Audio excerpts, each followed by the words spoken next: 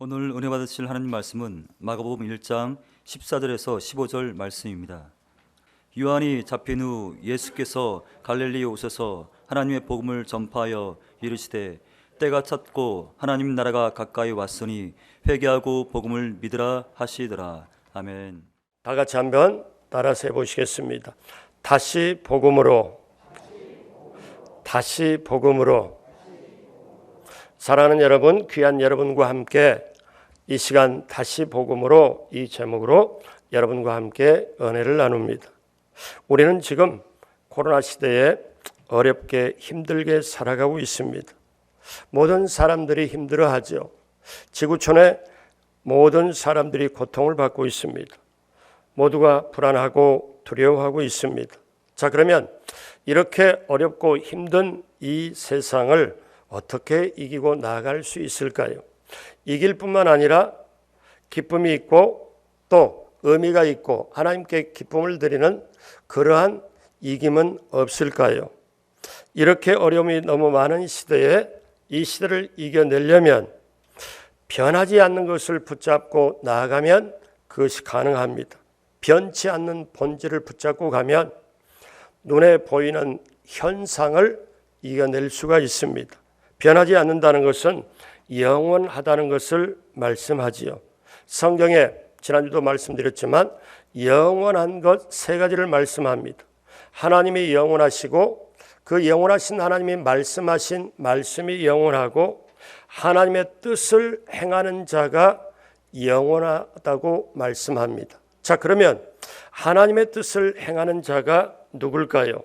그것은 바로 복음을 품고 복음을 펼쳐가는 사람이 하나님의 뜻을 행하는 자라고 말하고 싶습니다. 그래서 그 복음을 품고 복음을 펼쳐가는 자, 하나님의 뜻을 행하는 자인데 왜 그럴까요? 그 복음 속에 하나님의 뜻이 있고 복음 속에 하나님의 꿈과 비전이 있고 하나님의 모든 것이 복음 속에 들어있기 때문에 그렇습니다. 자, 그러면 복음이 무엇일까요? 복음은 헬라말로 유앙겔리온이라고 말합니다. 이 말은 두 가지 단어가 합해진 건데 좋은 것이라는 것고 소식이라는 뜻. 그러니까 두 단어가 합해서 좋은 소식이라고 말합니다. 영어로 말하면 good news라고 말하죠. 자, 우리말로 바꾸면 복음은 구원을 주는 복된 소식, 이렇게 말씀하고 있습니다. 그러면 예수 그리스도로 말미암아 우리가 영원한 생명을 얻는다는 바로 기쁨이 되는 소식을 바로 복음이라고 말합니다. 자, 그러면 저는 어떤 때 생명의 불꽃이 꺼져가는 그 임종 직전에도 제가 이렇게도 말씀드리는데, 그러면 우리가 때로는 3분, 5분 이렇게 복음을 말씀드릴 수가 있는데, 그럼 간단하게 제가 복음이 뭔가를, 왜 복음이 구원해 주는 복된 소식인가 하는 걸 말씀을 드리면, 하나님께서 이 세상에 천지만물을 창조하시고 마지막에 아담과 하와 인류의 조상을 만드셨고 그 아담과 하와 인류의 조상으로 세상을 다스리도록 했습니다. 그런데 이 아담과 하와가 하나님과 함께 대화하며 교제하며 영원히 살 수 있도록 했는데, 하나님의 주권인 선악과 먹지 말라는 것에 도전해 결국 선악과를 먹음으로 말미암아 하나님께 죄를 짓고 이제 에덴에서 쫓겨가고 하나님께로부터 이제 분리가 되어 영적으로도 죽게 되고 몸도 죽게 되고 환경도 이제 완전히 어둠으로 변해버렸습니다. 자, 그럴 때 이제 하나님께는 고통이 시작됐고 사람에게도 고통이 시작됐어요. 그 전에는 하나님과 대화하면서 하나님과 서로 영원히 즐겁게 살 수 있도록 했는데 죄를 지은 다음에 이렇게 하나님으로부터 분리되었습니다. 그러면 이거는 이 문제를 어떻게 해결할 것이냐, 이거는 사람 쪽에서는 해결할 도리가 없습니다. 하나님과 사람 사이에 엄청나게 깊은 골짜기가 생겨서 사람으로는 갈 수가 없죠. 문제는 하나님 쪽에서 해결해야 됐습니다. 그런데 하나님 쪽에서 사람의 눈에는 안 보이는데 어떻게 해결해요? 그래서 하나님이 직접 사람의 모양을 가지고 이 땅에 오신 분이 예수님이십니다. 예수님이 사람의 모든 죄를 다 걸머쥐고 십자가에서 몸짓고 피 흘려서 그 죄값을 지불했습니다. 죄값을 지불한 다음에 사람들이 이제는 예수님을 나의 주님으로, 구원의 주님으로 모셔드리면 그 예수님의 십자가 보혈의 공로로 이제 하나님의 자녀가 되고 죄사함을 받고 구원받고 다시 예전처럼 영원히 하나님과 살 수 있게 된 그것을 바로 복음이라고 말합니다. 그래서 복음은 다시 말씀드리면 죄 지은 인간이 죄사함 받고 하나님의 자녀가 되고 이것을 복음이라고 말합니다. 자, 그러면 이 복음이 어떻게 우리에게 전개될까요? 혹자는 묻습니다. 그러면 예수를 믿어야 구원을 받는다는 예수라는 뜻은 무엇입니까? 오늘 제가 굉장히 기초를 말씀드린 것 같죠?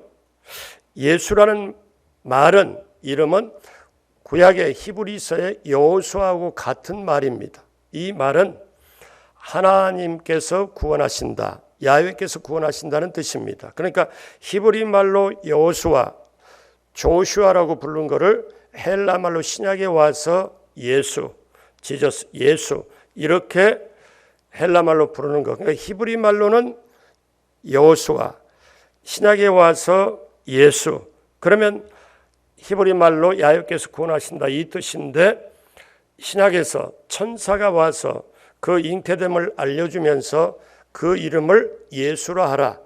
그 예수라는 뜻은 저가, 그러니까 예수가 자기 백성을 죄에서 건진다, 구원한다는 뜻. 그래서 예수님 자체 이름이 뭐냐면 자기 백성을 죄에서 건진다는 뜻입니다. 그러니까 예수라고 불러도 그 예수라는 그 뜻 안에 자기 백성을 죄에서 건진다, 구원시킨다는 뜻이기 때문에 예수님이 이 땅에 오신 사명이 무엇이냐면 하나님의 백성, 죄된 백성을 구원시키려고 오셨다. 자, 그러면 이 복음은 어디서 시작되었을까요? 첫째로 복음의 시작을 먼저 봅니다. 복음은 당연히 예수 그리스도의 사역에서 출발됩니다. 그런데 오늘 성경 보면 마가복음 시작할 때는 어떻게 시작이 돼요? 여기에 보니까 복음의 시작을 침례 요한의 사역에서 찾고 있지요. 심지어 침례 요한에 관한 것을 얘기를 하면서 구약의 이사야의 예언을 그대로 인용을 하고 있습니다. 마가복음 1장 2절로 3절에 선지자 이사야의 글을 보라. 내가 내 사자를 내 앞에 보내노니 그가 내 길을 준비하리라. 광야에 외치는 자의 소리가 있어 이르되 너희는 주의 길을 준비하라. 예수님이 이 땅에 오시기 600여 년 전에 구약의 선지자 이사야가 나중에 아주 귀한 분이 오게 될 텐데 그 귀한 분이 오기 전에 그분의 오는 발걸음을 준비하는 소리가 있다. 그게 바로 누구냐? 침례 요한이라는 거지요. 자, 그래서 어떻게 말합니까? 이 침례 요한이 예수님이 오시는 길을 준비하는 거예요. 이게 예수님이 오시기 전에 이사야 선지자가 예언을 하지요. 그래서 예수님이 이 땅에 오시기 전부터 사실 이미 복음은 준비가 되고 있었고 진행되고 있습니다.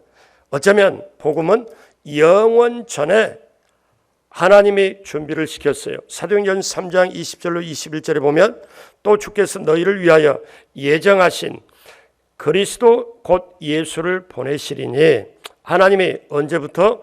영원 전부터 거룩한 선지자들 그 입에 통하여 말씀하신 바 보십시오. 만물이 회복하실 때까지는 하늘이 마땅히 그를 받아두리라. 다시 말씀드리면 인류 역사와 이 성경을 통해서 전해져 오는 하나님의 아들 예수 그리스도께서 인류의 온전한 유일한 구원자가 되신다는 것, 바로 이것이 복음입니다. 그래서 이 침례 요한은 예수님이 오시는 길을 준비했습니다. 이사야 선지자가 예언을 하죠. 이사야 52장 7절에 좋은 소식을 전하며 평화를 공포하며 복된 좋은 소식을 가져오며 구원을 공포하며 시온을 향하여 이르기를 내 하나님이 통치하신다 하는 자의 산을 넘는 발이 어찌 그리 아름다운가 이렇게 말씀합니다. 그래서 복음이 뭐냐? 하나님의 뜻이 통치하는 것, 이것이 복음입니다. 왜냐하면 하나님이 다스리시면 자동적으로 평화와 복과 구원이 따라오기 때문에 그렇습니다. 그래서 복음이 뜻하는 바는 하나님이 임하시 다스리는 것입니다. 자, 여기까지를 간단하게 말씀드리면 영원 전부터 하나님은 복음을 준비를 했는데 그 복음이 저 예수님이 직접적으로 복음으로 나타나기 전에 이사야 선지자가 예언했고 두 가지 예언을 했는데 하나는 그 예수님이 오시기 전에 준비하는 사람이 있다. 그리고 난 다음에 예수님이 오시게 된다. 그래서 이사야는 예언을 했고 침례 요한은 예수님이 오시는 길을 준비했고 이제 예수님이 오십니다. 예수님이 이 땅에 오신 이후로 새로운 세상이 시작이 됩니다. 여러분 보십시오. 현재 지구촌에 불교든 유교든 어떤 종교든 간에 지구촌의 모든 사람들이 공통적인 연호를 씁니다. 석이라는 연호 2021년 이거는 이 지구촌의 모든 종교나 모든 걸 초월을 해서 예수님이 오신 이후 2021년이 되었다는 거죠. 그러니까 예수님이 이 세상에 오신 이후에 온 세상이 새롭게 시작이 된 거다. 그래서 복음이 예수님을 통해서 나타난 바 되었다. 이사야는 예언하고 자 그래서 오늘 마가복음 1장에 다 같이 한 목소리로 합니다. 1장 1절 하나님의 아들 예수 그리스도의 복음의 시작이니라. 마가복음을 시작할 때 하나님의 아들 예수 그리스도의 복음의 시작이다. 이제 새로운 시대가 활짝 열렸다.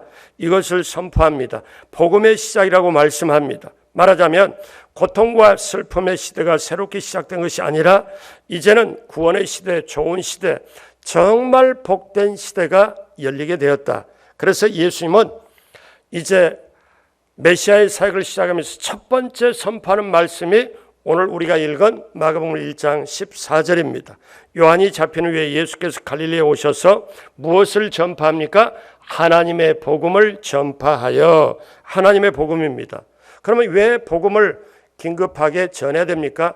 하나님의 때가 가까이 오기 때문에 자 하나님의 나라가 가까이 왔기 때문에 15절입니다.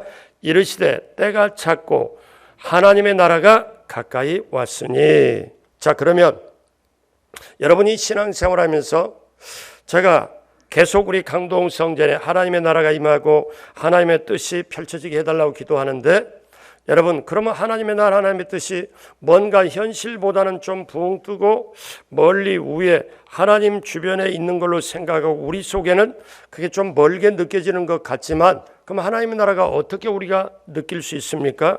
여러분 하나님의 나라는 예수님이 오셔서 가르침에 많은 걸 할애를 했습니다. 하나님의 나라는 하나님이 통치하는 나라입니다. 하나님의 주권이 있는 나라. 근데 여러분 하나님의 나라를 할 때 장소적인 개념으로 생각하면 성경이 안 보여요. 깨달아지지 않아요. 하나님의 나라는 통치의 개념, 하나님이 다스린다, 하나님이 함께 하신다, 하나님이 인도하신다. 이거를 우리가 보면 그래서 예수님께서 뭐라고 말씀하냐면 하나님의 나라가 여기 있다 저기 있다 그렇게 너희가 못한다. 왜? 하나님의 나라는 나를 믿고 따라올 때 너희 안에 이미 하나님의 나라가 있느니라. 그러므로 사랑하는 여러분 예수님이 왕의 왕 또 뭡니까? 주의 주 그렇게 말씀하잖아요. 예수님이 우리 안에 오셔서 우리 교회의 머리 되신 예수님께서 다스리고 통치하는 면 그것이 바로 하나님의 나라고 그 예수님을 믿고 내 안에 예수님을 믿고 나가면 이미 내 안에 하나님의 나라가 임한 줄로 믿습니다. 그래서 예수님은 하나님의 나라를 참으로 강조했습니다. 오늘 마가복음 1장 15절에 다시 보면 이르시되 때가 찼고 하나님의 나라가 가까이 왔으니 그 다음 같이 합니다. 회개하고 복음을 믿으라 하시더라. 회개하고 복음을 믿으라. 오늘 우리에게 그 말씀입니다.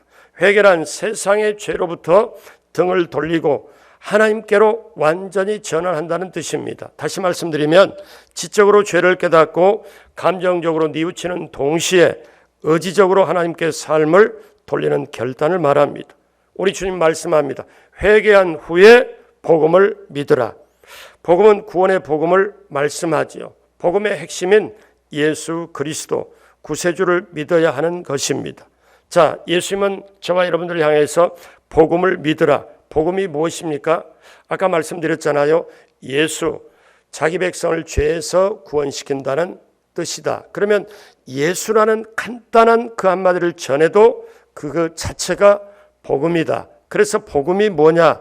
곧 예수님이시고 예수님의 인격이 복음이고 예수님의 말씀이 복음이고 예수님의 행동이 복음이고 예수님의 삶 자체가 복음이다. 그 복음은 어디로부터 출발했냐? 예수 그리스도로부터 출발했다.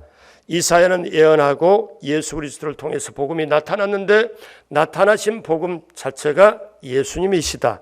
그러므로 그 예수님을 믿음으로 우리가 하나님 앞에 나갈 수 있고 하나님의 아들과 딸 자녀가 되는 권세가 우리에게 있으므로 사랑하는 여러분, 복음과 함께 살아가게 되시길, 복음을 믿게 되시길 주님의 이름으로 축복합니다. 자, 그러면 두 번째로 그 복음에는 어떤 능력이 있나요? 복음은 구원을 주시는 하나님의 능력이 있습니다. 자, 복음의 핵심은 예수 그리스도입니다. 복음은 예수 그리스도죠. 예수 그리스도가 복음입니다. 근데 그 복음에는 능력이 있습니다. 자, 사도 바울은 이걸 복음의 능력을 직접 맛보고 직접 믿게 되고 직접 체험하게 됩니다. 그러면서 로마 교회에 편지를 할 때 내가 복음을 직접 맛보고 복음을 직접 만나보고 복음 때문에 내가 변화가 됐는데 복음 자체에는 어떤 능력이 있냐? 자, 우리 로마서 1장 16절로 17절 한 목소리로 다 같이 합니다. 내가 복음을 부끄러워하지 아니하노니 이 복음은 모든 믿는 자에게 구원을 주시는 하나님의 능력이 됨이라. 먼저는 유대인에게요 그리고 헬라인에게로다. 복음에는 하나님의 의가 나타나서 믿음으로 믿음에 이르게 하나니 기록된 바 오직 의는 믿음으로 말미암아 살리라 함과 같으니라. 아멘. 자, 보십시오 여러분. 굉장히 중요합니다. 복음은요 모든 믿는 사람에게 구원을 주시는 하나님의 능력입니다. 모든 믿는 자에게. 그래서 복음 안에 하나님의 생명이 있습니다. 그 다음에 복음에는 하나님의 의가 나타납니다. 하나님의 의는 뭔가요?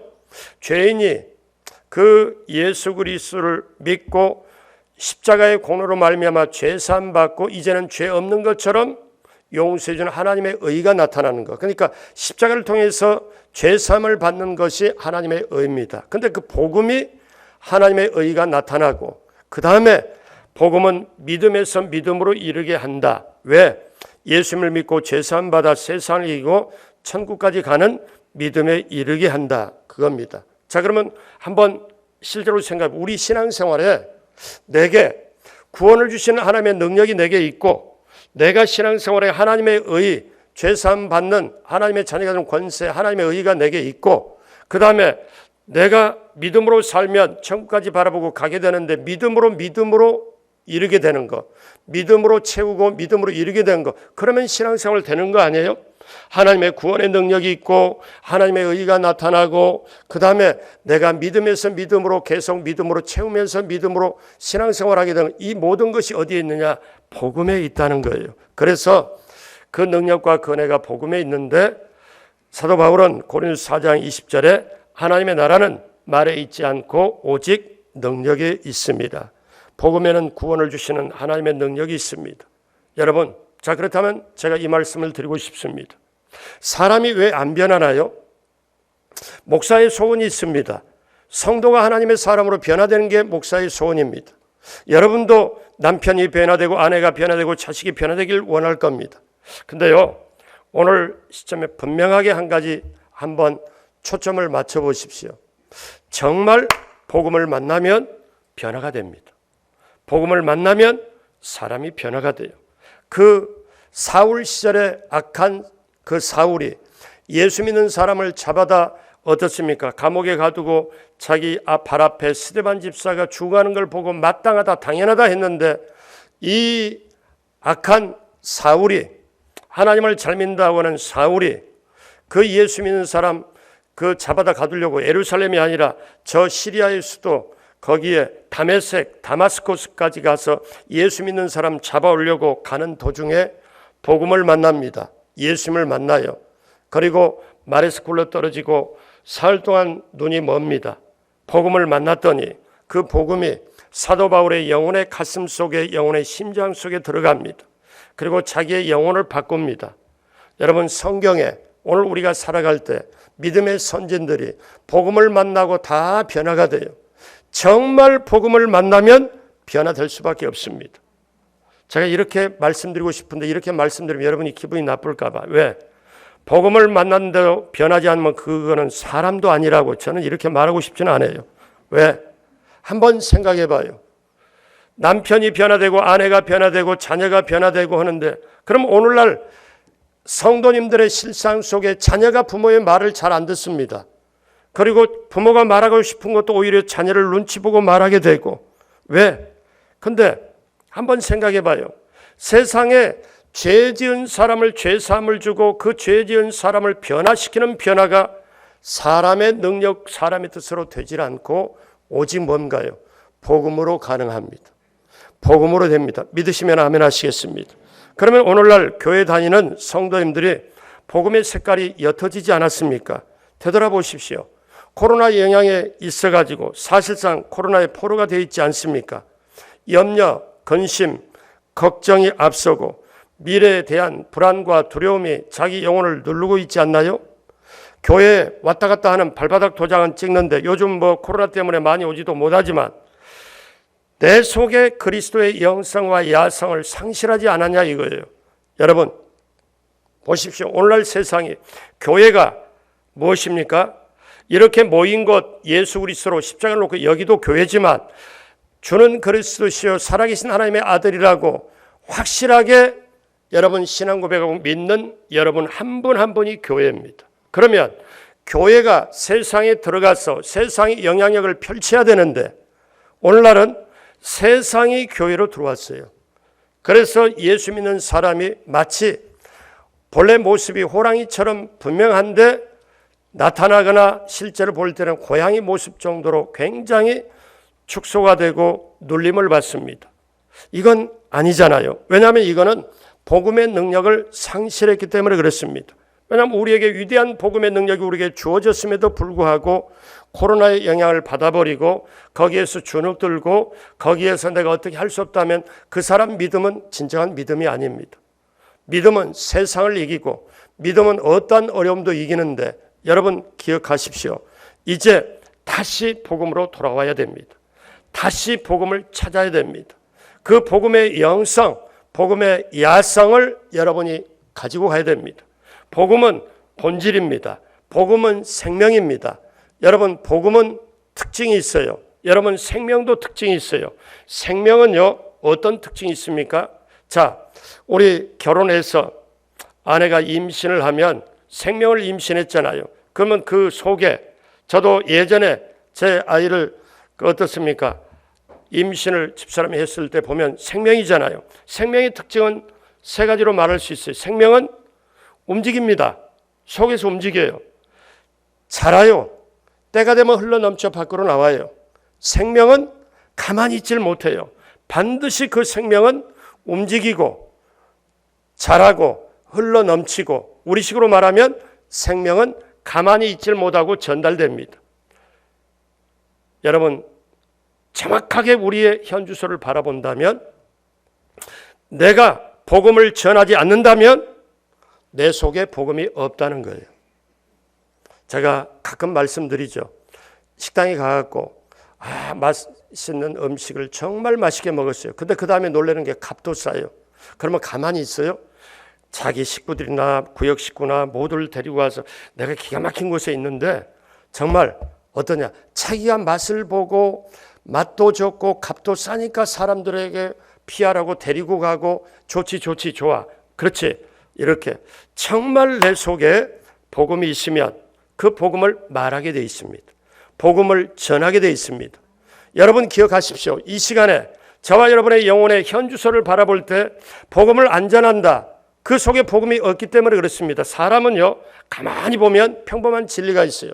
자기가 좋아하는 것을 말하고 자기가 가지고 있는 걸 말하고 자기가 잘하는 걸 말해요. 가만히 주의를 보세요. 없는 거 말하지 않습니다. 자기가 가지고 있거나 좋아하거나 잘하는 걸 말해요. 그러면 예수 믿는 사람이 내가 그리스도인이면 그리스도의 그 복음 자체가 내 안에 있으면 이거는 생명이기 때문에 전할 수밖에 없다는 거죠. 자, 그러면 우리는 어떻게 해야 됩니까? 오늘 마지막 세 번째로 이제 복음으로 살아내고 전해야 됩니다. 복음으로 살아야 한다는 것은 다시 복음을 붙잡는 것입니다. 복음으로 살아낸다는 것은 복음으로 살고 복음을 전하는 것입니다.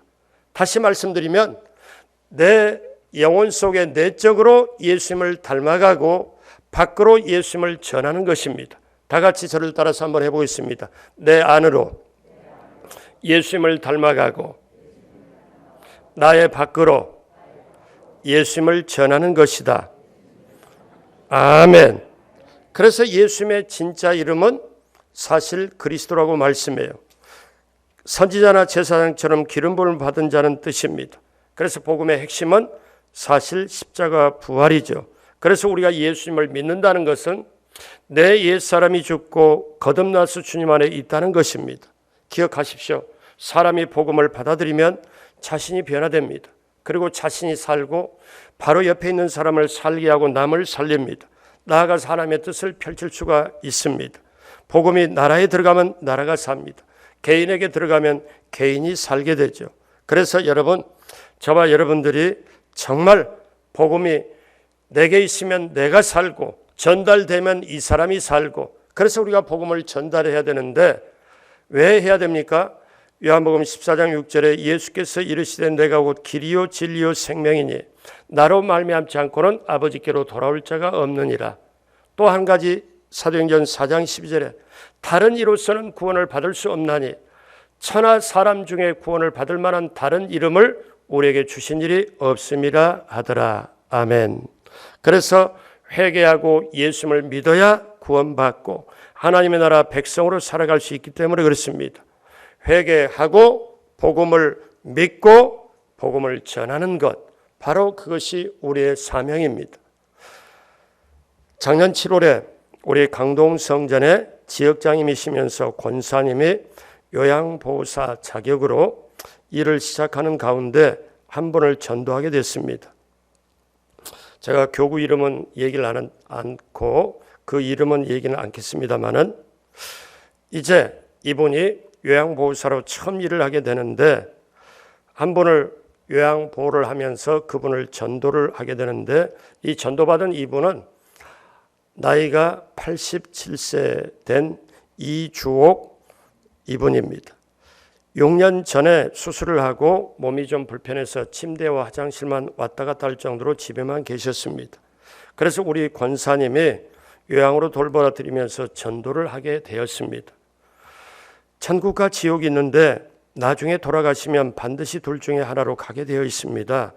예수님을 믿으시면 천국 가게 되는데요. 그랬더니 그분이 전도를 받고 네, 제가 천국 가고 싶습니다. 예수님 믿겠습니다. 그래서 권사님의 영접 기도로 말미암아 예수님을 구주로 영접했습니다. 몸이 편치 않고 화장실 집에서만 왔다 갔다 하고 겨우 화장실 침대만 왔다 갔다 하는데 근데 이분이 이제로부터 이렇게 듣고 말씀 듣고 안내를 받아서 그대로 설교도 듣고 그러는데 자기가 침례를 받고 싶다, 세례를 받고 싶다 하는데 몸이 온전하지 않잖아요. 그래서 세례를 받고 싶다고 교구장에 얘기를 하니까 교구장이 방문을 했습니다. 그래서 세례는 그냥 바로 받는 게 아니고 교리문답을 줄 테니까 이 교리문답을 읽고 깨닫고 외우라고. 그래서 열심히 교리문답을 집에서 받아가지고 교구장을 받아가지고 그걸 읽고 나중에 교구장에 가서 침대에 누워있는데 물을 뿌려가지고 약식으로, 물론 우리 순복음은 전부 침례지만 이런 경우는 약식으로 세례를 줄 수가 있습니다. 세례를 주었습니다. 그리고 그 후에 계속 매일매일 우리 강동 성전의 설교 당회자님 수를 계속 들은 거죠. 계속 설교를 듣죠. 그런데 어느 날 이분이 이제 금년에 들어와서 나도 저 목사님이 설교하는 거 보니까 무슨 언금 하고 계속 얘기를 하는데 그러니까 새벽에 하는 걸 들었나 봐요. 그래서 뭐냐면 나도 건축 언금을 해야 되겠다 하고 이분이 자발적으로 얘기를 하는데 딸 둘이 있는데 다 출가를 했지만 딸들이 안 믿습니다. 근데 이분이 뭐라고 그러냐면 그 딸에게 자 이제 건축 헌금을 갖다 교회에다 드리라.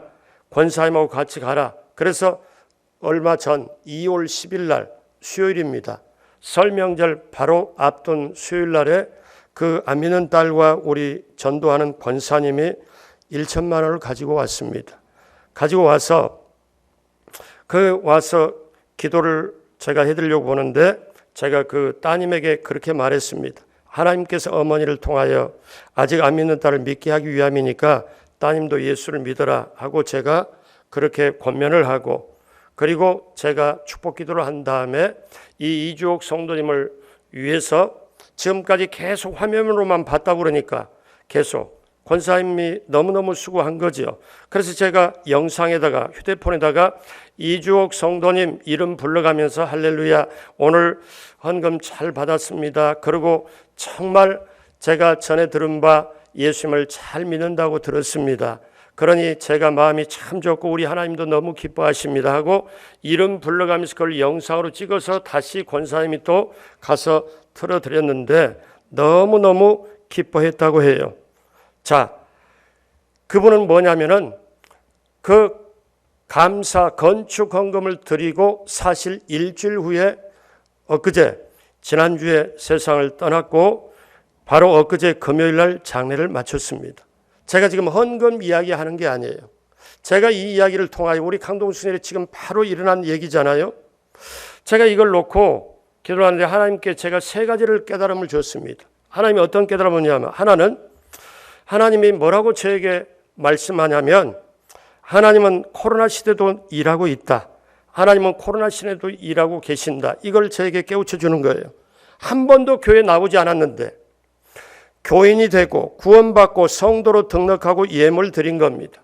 저는 지금 예물에 초점 맞추는 게 헌금에 초점 맞추는 게 아니에요. 근데 하나님이 저에게 하시는 말씀이에요. 제가 찔렸습니다. 봐라, 너희는 코로나 시대가 왔는데 너희는 가만히 있고 밥은 먹으면서도 숨은 쉬고 잠을 자면서도 전도는 안 한다. 생각도 안 한다. 너희 정상이냐? 하나님이 저에게 그런 마음을 주셨어요. 그런데 너희는 밥을 먹으면서도 숨을 쉬면서도 잠은 자면서도 전도는 내가 한다. 봐라. 한 번도 교회를 나오지 않는 이분. 그러나 성도로 등록하고 그리고 구원의 축복을 받고 마지막에 딸들에게 너희들도 예수 믿어라 그렇게 하고 아주 편안한 모습으로 가는 그 모습이 우리가 어떻게 생각해요? 우리는 교회 나와 지금 예배 드리잖아요. 근데 한 번도 교회 나오지 않은 분이 교회 등록하고 이 코로나 시대에 이 방법으로 그리고 교구장이 수고하고 그 권사님이 애쓰고 저는 또 축복기도 하고 영상으로 만들어서 보내고 그 한 사람 하나님께로 드렸을 때 엊그제 금요일 날 그 권사님이 장례에 다 참여하고 그 다음에 오면서 자기가 너무 기쁘다고 저도 정말 아주 너무너무 좋았어요. 그리고 또 한 가지 깨닫는 게 있습니다. 성전 건축이 얼마나 중요했으면 하나님은 이런 분을 통해서 헌금하게 할까? 성전 건축이 미래에 얼마나 중요하게 쓰임받기 위하여 하나님은 이렇게 이분을 통해서 그렇게 할까? 먼저 믿는 분을 참 그렇게 하는구나. 그 다음에 또 한 가지 깨닫는 거는 우리 강동성전에 이렇게 복음을 전하는 권사님이 계시다는 게 너무 자랑스럽고 전도자 한 분 한 분이 이렇게 소중한 거나 하는 걸 느꼈습니다. 그러면서 제가 하나님 강동성전에 이런 역사가 있고 이렇게 있는 것이 우리 전 성도에게 이런 전도의 영성이 심어졌으면 참 좋겠습니다. 제가 이렇게 기도를 했습니다. 이주옥 성도님은 영생을 주시기로 작정된 자 준비된 영혼이었습니다. 사도 바울이 바나바와 함께 저 안디옥에 피디옥에 전도를 할 때 유대인들에게 전도하니까 안 받습니다. 그랬더니 그 유대인들이 예수님을 전도하니까 받아들이질 않아요. 그래서 이방인으로 가니까 이방인들은 예수 믿겠습니다. 주님으로 믿겠습니다. 그래서 사도행전 13장 48절에 이방인들이 그 복음을 듣고 기뻐하여 하나님의 말씀을 찬송하며 그 다음 같이 합니다. 영생을 주시기로 작정된 자는 다 믿더라. 아멘. 저와 여러분들은 몰라요. 근데 우리 주위에 하나님이 택하고 영생을 주시기로 작정된 자가 이쪽 저쪽 있습니다. 그 복음을 전하는 그 권사님의 얘기를 들으니까 목사님 너무 쉽게 예수 믿으라니까 그냥 그대로 예수 믿고 영접하고 말씀을 계속 설교를 매일매일 듣고, 자, 사랑하는 여러분, 이제 예비된 영혼, 하나님의 영생을 주시기로 작정된 자를 우리는 찾아내고 찾아가야 되고 우리 속에 복음을 넣고 복음으로 살아내는 저와 여러분이 되어야 될 줄로 믿습니다. 그래서 고린도서 2장 4절에 내 말과 내 전도함이 설득력 있는 지혜의 말로 하지 아니하고 같이 합니다. 다만 성령의 나타나심과 능력으로 하여 2장 5절 너희 믿음이 사람의 지혜에 있지 아니하고 다만 하나님의 능력에 있게 하려 하였노라. 아멘. 이제 오늘 말씀 마무리합니다. 사랑하는 여러분, 복음의 능력을 경험한 사람은 그 자신이 모든 걸 복음을 위해 살아갈 수가 있지요. 복음의 능력을 알기에 복음을 위해서 담대히 나갈 수 있는 겁니다. 저는 요즘에 그 기도를 해요. 하나님, 제 기도는 내년 8월에 입당해 그 이후에 내후년 2022년까지 바라보면서 뭐냐면 이제 시대가 코로나 시대로 너무나 바뀌어버렸고 그 다음에 교구버스가 운행되지 않는 지 지금 1년이 다 돼가고 그렇다면 현재 눈에 보이는 이 성도님들은 굉장히 적어질 수밖에 없고 나름대로 예전처럼 모두가 다 나올 수 있는 환경이 안 될 텐데 이걸 어떻게 해야 됩니까? 어떻게 하나님이 기뻐하고 채울 수가 있습니까? 그때 제게 깨달은 것은 그것입니다. 오늘 말씀처럼 회개하고 복음을 믿고 복음을 전해라. 그러니까 복음을 만나고 복음을 깨닫고 복음을 전하라. 복음이 생명보다 귀하다. 그래서 저는 마지막으로 이 말씀드립니다. 사도 바울은 복음을 만나고 체험하고 보니까 복음이 영원하고 복음이 본질이고 복음이 생명이어서 그 복음을 자기 목숨보다 귀하다는 걸 깨달았어요. 그래서 사도 바울은 여러분 사람은 그렇잖아요. 귀한 걸 깨달으면 그 깨달은 걸 가지고 나가게 되어 있습니다. 그 복음을 깨닫지 못하면 목숨이 가장 소중하지만 복음을 깨닫고 보니까 목숨보다 복음이 소중해요. 그래서 사도행전 20장 23절 24절에 사도 바울은 고백하죠. 오직 성령이 각 성에서 내게 증언하며 결박과 환난이 나를 기다린다 하시나 내가 달려갈 길과 주 예수께 받은 사명 곧 하나님의 은혜의 복음을 증언하는 일을 마치려 하면은 같이 합니다. 나의 생명조차 조금도 귀한 것으로 여기지 아니하노라. 아멘. 우리는 지금까지 복음의 은혜로 살아왔습니다. 복음이 있으면 내가 살고 남을 살리고 나라와 민족을 살립니다. 다시 복음으로 돌아가십시오. 다시 복음을 붙잡으십시오. 그러면 내 안에 생명이 있게 돼서 먼저 내가 살게 됩니다. 사랑하는 여러분, 이제 복음을 가지고 살아내며 복음을 영화롭게 하는 저와 여러분 모두가 되길 주님의 이름으로 축복합니다. 다시 복음으로 돌아가고 그 복음 붙잡고 다시 새롭게 시작하는 모두가 되시길 주님의 이름으로 축복합니다. 기도하겠습니다. 하나님 아버지 감사합니다. 하나님 아버지 감사합니다. 코로나 시대에도 하나님의 자녀인 우리들이 당당하게 이기고 나아갈 수 있도록 우리 하나님께서 함께해 주심을 감사합니다. 하나님께서 함께해 주시사 다시 한번 복음으로 그걸 깨닫고 복음으로 회개하고 복음을 믿고 복음을 전하는 우리 모두가 되게 하여 주셔서 생명이 계속 이어져서 내 안에 있는 생명이 밖으로 흘러가고 우리 주님 가장 기뻐하는 놀라운 역사가 임하며 천국에서 영원한 상급이 임하는 살아가는 우리 강동성전 한 분 한 분 모두가 되게 하여 주옵소서. 감사하옵고 예수님의 이름으로 축복하고 기도드립니다. 아멘.